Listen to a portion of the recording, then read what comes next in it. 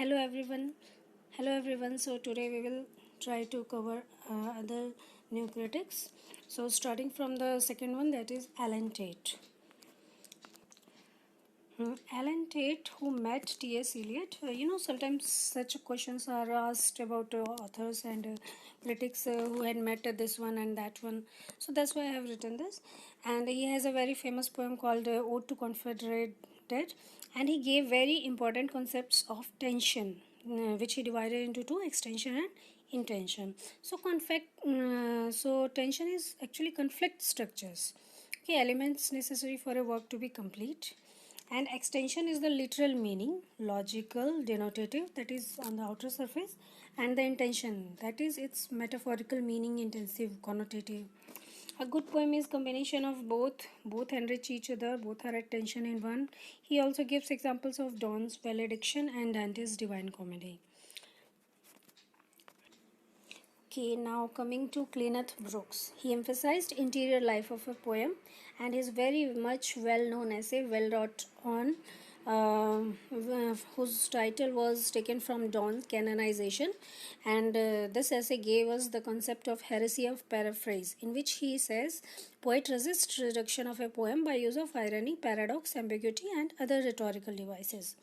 He also says reduction of a poetic meaning is to do injustice. Okay, so form and content are inseparable. Poem's meaning doesn't depend on context. Poem as an organic whole. Unity is by balanced paradox, and poem is working of tension, propositions, metaphors, symbols, and he finds balance of contradiction. That is also one of his concept in Donne's canonization. He talks about irony, that is a chief feature that creates structure, and this irony has two types: verbal and dramatic. Some of the other well-known essays of Cleanth Brooks are The Formalist Critic, Language of Paradox, which is also in well wrought on, and Paradox. Paradox is a concept that actually literally means juxtaposition, contradictory statements, unlikely comparisons. Okay, so he talks about paradox, that paradox is language appropriate and inevitable to poetry. It differs in surface and core meaning conflicts.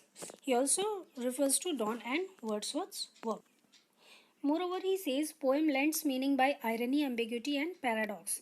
Imagery and rhythm are core of the meanings, and he divides poetic meanings into two divisions: denotative and connotative. Denotative, ordinary, one word for one thing, and connotative is specific, one word for many things.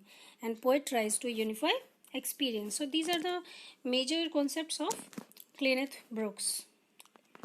One of his other work, Understanding Poetry, that he co-authored with Pen Warren, he says poetry is dramatic, concrete, process, and conflicts.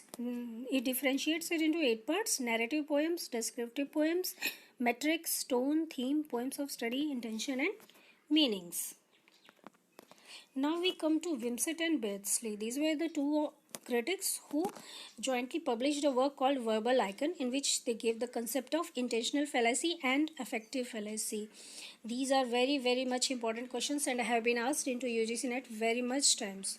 Okay, so intentional fallacy means trying to understand author's intention while analysis of his work, and the emphasis is given on personal and biographical perspectives. That is a kind of fallacy.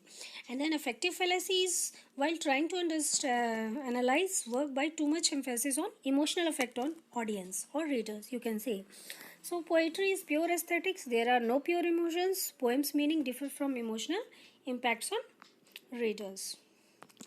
Now coming to William Empson's 7 Types of Ambiguity. That is also one of very major work in New Criticism, where he describes those 7 types of ambiguity which are kept in mind while analyzing the work.